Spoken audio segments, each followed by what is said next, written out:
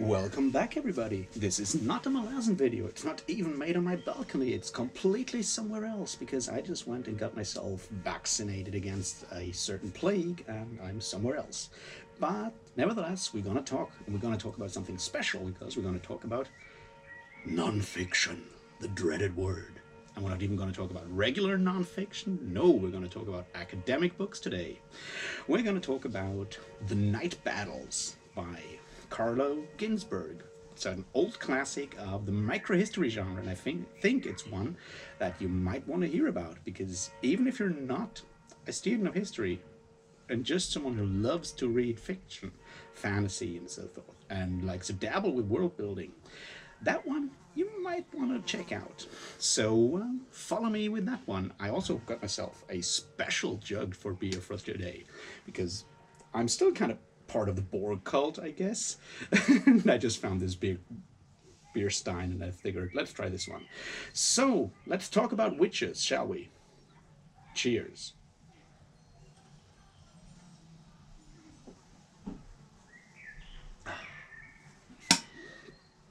All right, so what am I talking about? I'm talking about a book called The Night Battles. It was originally written in Italian by an Italian historian named Carlo Ginzburg. It's from 1966, I think. A first English edition was published in 1982, 1983. And it deals with witchcraft. But not any old witchcraft, but a very specific kind of witchcraft, come fertility cult, and so forth. From Italy, from the 16th and 17th century, and it's called the Benandanti. You might have heard of them, probably not though. And it's extremely interesting and fun to read for a bunch of reasons, which I'm going to get into in a minute when we talk about the contents of the book. And then I want to talk about why I think it's a kind of book that helps, and why I think reading such actual academic books sometimes helps to better our craft or our understanding of fantasy and historical fiction, because they show us perspectives that sometimes go beyond what we see in fantasy. So that's sort of where I want to go with this. So let's start with the main thing here. This is a book. It's a great book, and it's from this small genre of microhistory. It's something that one of the schools of historiography that came up in the last 50, 60 years.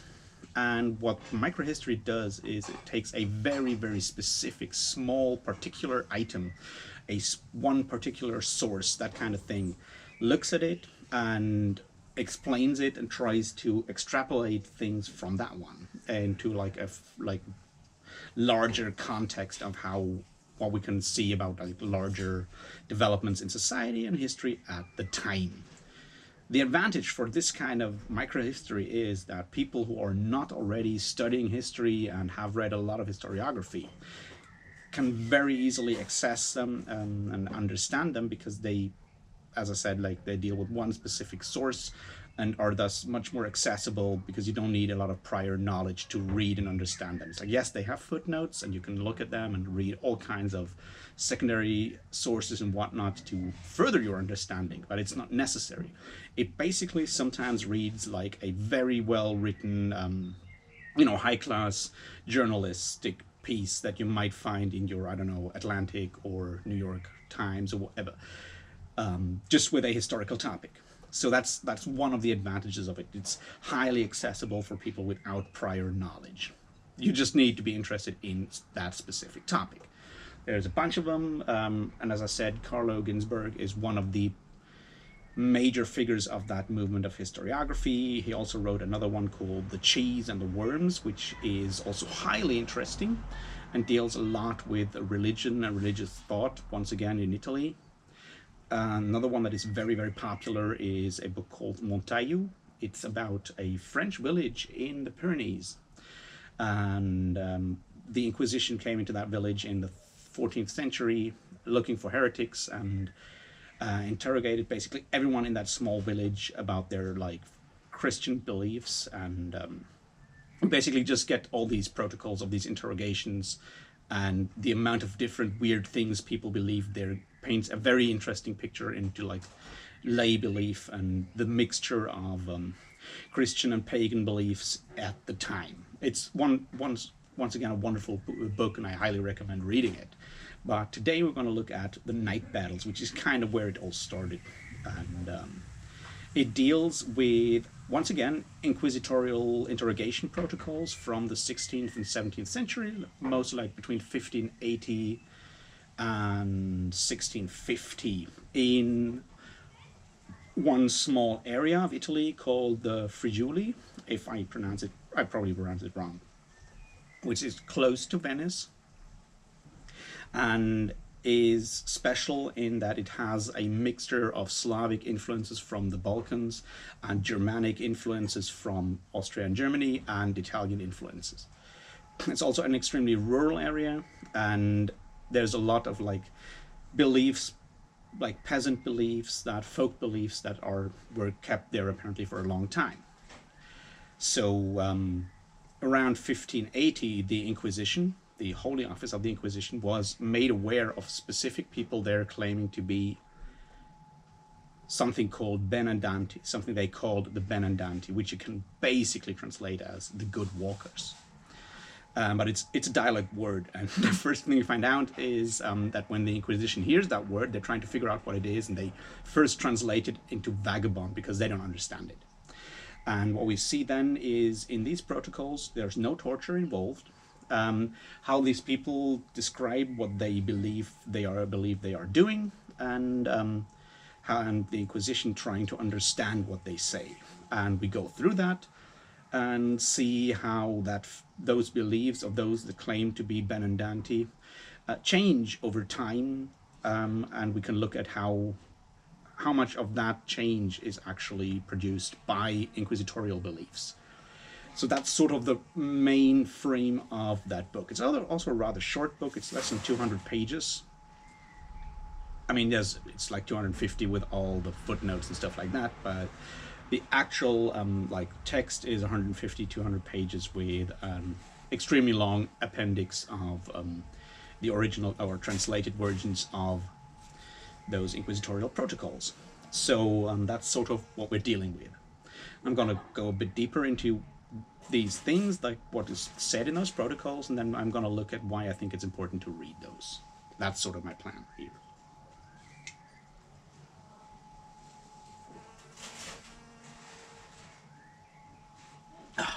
All right. So, what did those first Benandanti believe? Oh, a very quick pre-note. I'm going to use the word witch here, but what you have to understand here is that both Benandanti and witches can be of all genders. Well, I mean, witch is not just a female profession at that time. There's male witches there. Sometimes they're called warlock, but most of the time they're also just called witches. So I'm going to use the word witch here, and sometimes I'm going to say witches and warlocks, but just be aware that this is not a gender issue at this time and in this specific case. So I don't want to look into all the gender implications of witch trials in other places today. That's not the point here. Witches can be all kinds of gender, and actually most witches and Benandanti interviewed by the Inquisition at the time were male. Anyway, so that aside, what did our Benandanti tell our incredulous priests and inquisitors? First of all, they made no secret, the first people interrogated in like 1580, they made no secret of being Benandanti. They said that they are Benandanti, they are doing the Lord's work, and being a Benandanti means that on certain specific days in the year, those being the ember days, those are 4 seasons, part of the liturgical year, one in winter, one in spring, one in autumn, one in summer. Those were fast days, and during those seasons, on Thursday of the ember days, they go out in spirit at night and battle the witches, the evil witches and warlocks, in a ritual battle for the crops. So there was like 4 battles. One is for like regular crops, you know, your rye and barley and whatnot. One is for small crops. One is for wine, and one is for cattle. It's like for all the agrarian produce, basically. They have these ritual battles, and if the Benandanti win, the harvest will be bountiful. If, on the other hand, the witches and warlocks win, there will be famine the next year. So that's their job. They're doing this to defend the Lord's work and to defend Jesus Christ. That's what they believed. They also, because they knew who were witches, they could recognize witches and could recognize if someone was bewitched or cursed by a witch or a warlock or whatever, and could possibly break that curse. So that's what they said, what they were doing. They were Benandanti. How did you become a Benandanti?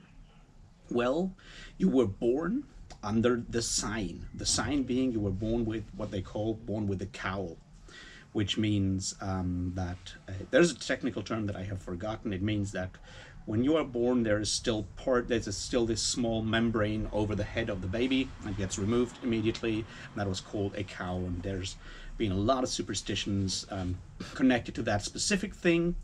But in this area, they believe that those people born with the cowl are Benandanti. And at some point, they were chosen, and then they had to ride out.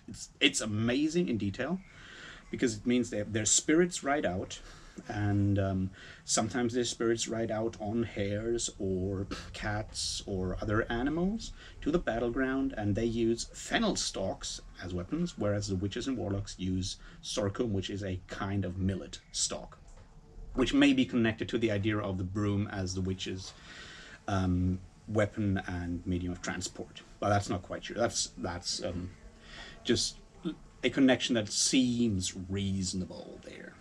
The other thing is that they believe that they are like a larger army. Some of them know each other. They are led by a captain. The witches are led by a captain. Those combats are ritualistic. They always happen at the same time and so forth. And yeah, that's the belief. And if that doesn't, tickle your fancy as a reader of fantasy, I don't know what will. Actually, it seems that it has influenced some fantasy writers. According to Wikipedia, which I normally don't trust, but I unfortunately have not yet read the book. But in Guy Gavriel Kay's Tigana, there is something like that where people go and fight the Ember Wars against, evil spirits and so forth, which may or may not be influenced by this superstition. So yeah, that's sort of the main story there that is really interesting. The idea of that ritualistic battle for the crops leads back to older like fertility cults and so forth. And we find similar beliefs in some other places in the world. There's a source from like a late 17th century not witch trial, but a similar Inquisition trial in the Baltic in Lithuania, where an old farmer joyfully declared that he was a werewolf, and as a werewolf it was his job to travel at the Ember Days into the underworld, to hell, and fight the witches and warlocks that were in service of the devil, and attack them and beat them with rods of iron while they are using broomsticks, I think, to fight them for all the harvest they took. And that's what werewolves do, because werewolves in that area are good, and they protect the harvest and the crops and the cattle against the evil witches and warlocks. So there's some other sources in Germany and even in parts of Croatia apparently that go in a similar direction, where you have this idea that some people for whatever reason are chosen to in spirit fight for the crops, which sounds very much like older pagan agrarian rites that you have all over Europe.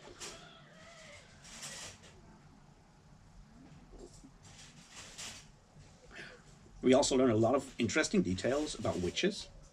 One of them being that witches suck the blood of children, through their fingers until those children die.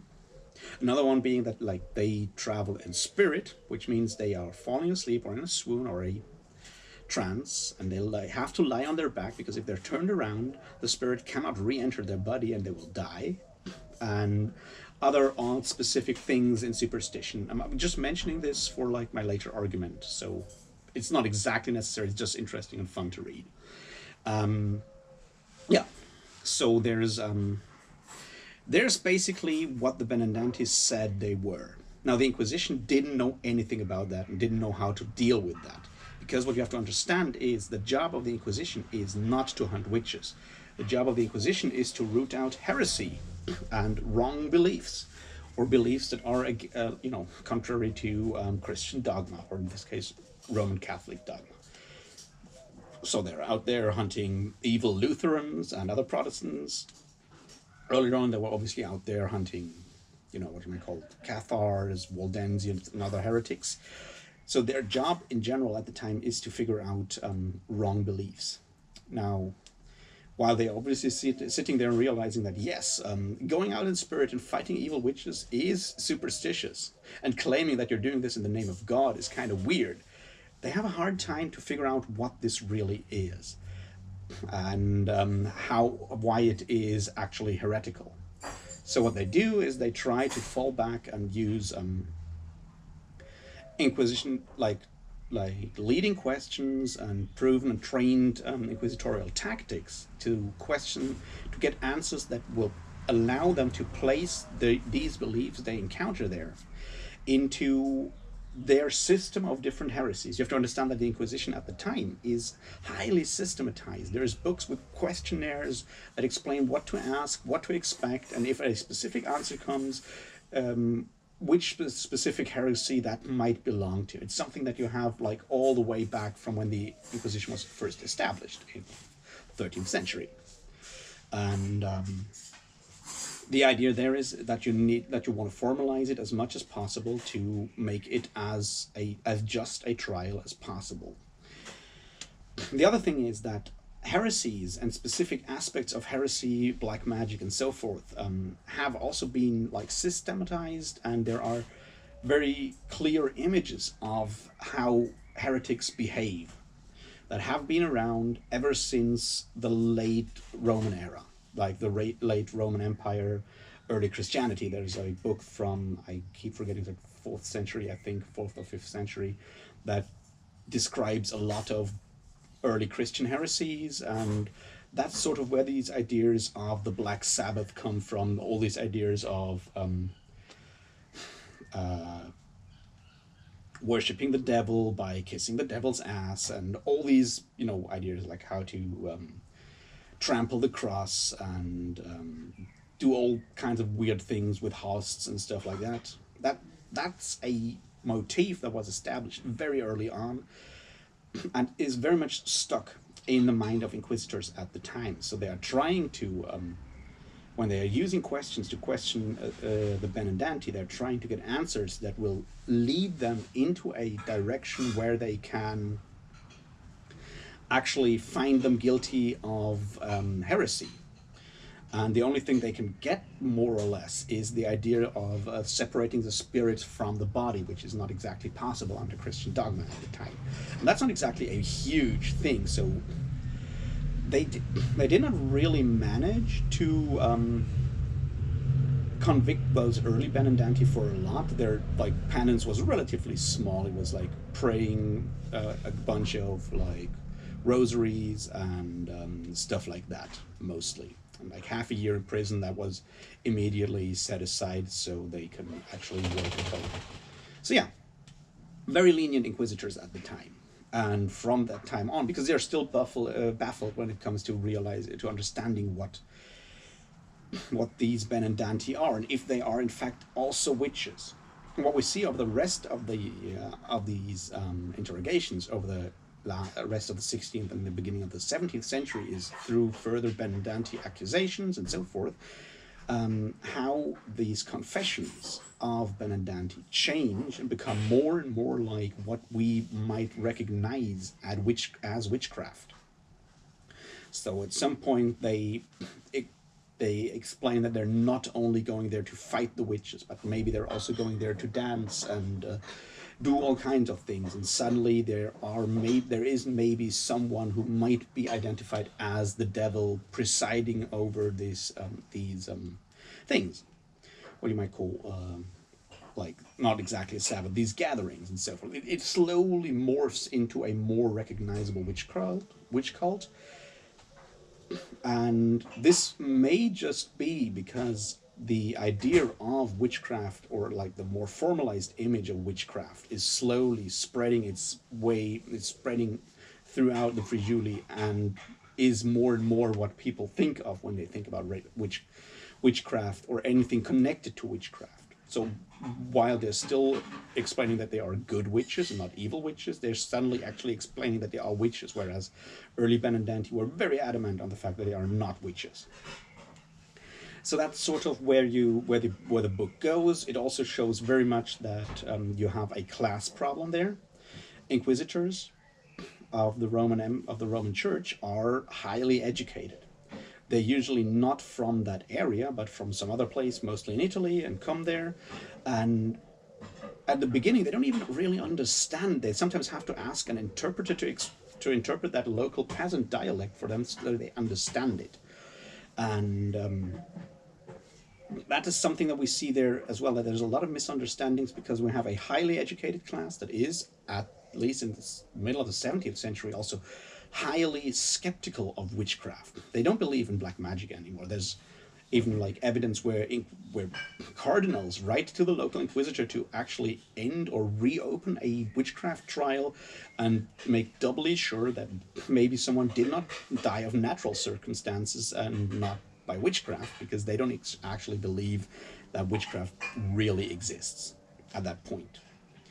And they're mostly persecuting Benandanti at that point because of Benandanti claiming the power to recognize witches and accusing other people of witchcraft, which leads to a lot of social unrest, obviously. So they're more chasing them for creating disturbances than anything else at that point. But anyway, we see over time how these beliefs of the Benandanti fade in the background, fall apart, while that more organized image and what we nowadays also connect with like images of like medieval witchcraft, those become more prevalent through, because there's a more organized force behind it. And we also see at that time how Christian beliefs become more monolithic in a way, more uniform. And that is where this really active, weird cult of the Benandanti slowly fades. That's sort of what this book is about. And I highly recommend you read it. It's entertaining as hell. I just didn't even tell you half of all the weird things that these people believed. And yeah, it's highly entertaining.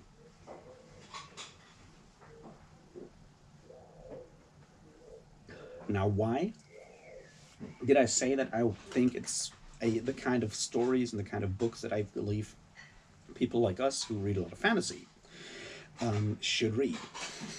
Now, a lot of traditional fantasy, it has changed over time, obviously, but a lot of it looks at a fantasy world, I've complained about that already, as a sort of pseudo-medieval, early Renaissance kind of world with all these tropes that we remember from like pop history, documentaries and whatnot. Everything is painted in browns and grays, and everything's muddy and dark, and witches are good, inquisitors are evil, and the church is evil and dark, and but it's very much a world that has like very little to do with actual times and customs at the time, which is fine. But if we want to read those books and assess like the accuracy of such things, it sometimes helps to actually read something that goes beyond a pop history book. On the other hand, if we are aspiring writers, now I am not, but I know a lot of people that read a lot of fantasy, really dream of building their own world, their own setting, telling their own stories. And while we all have really incredible imaginations, sometimes reading these kinds of things, these kinds of stories, can give us like ideas that are like far beyond what we would normally have dreamt of. And that's one of the reasons. It's the same for those of us who love to play tabletop role-playing games, or run those games, or game master those games. Like, I mean, look at the idea. You have a secret society of people that are chosen by a higher power to go out and fight evil witches. If that doesn't sound like a campaign idea for, I don't know, you're doing your job wrong, I guess. So there's that as well. I feel, and my point here was that, yeah, in general, reading history books helps with both world building for fantasy novels or for fantasy games. But it really, while every kind of history book works, I feel some of these micro history books, because they point out very peculiar special cases of something, can be an easily accessible way to get something really fascinating that will give us a new perspective of something that we thought we knew well, and more perspectives, and these make us better readers, make us better world creators, make us better gamers. So what's not to like with that, right? So yeah, I guess that's sort of where I wanted to take this today. Go read that book. It's a classic of historiography. It's fun to read, and you will never look at fennel the same way. I can promise you that. And yeah, with these wise words, I'll leave you to it. I'll talk to you tomorrow about something else, and we'll speak more about Malazan things on Monday. Until then, cheers.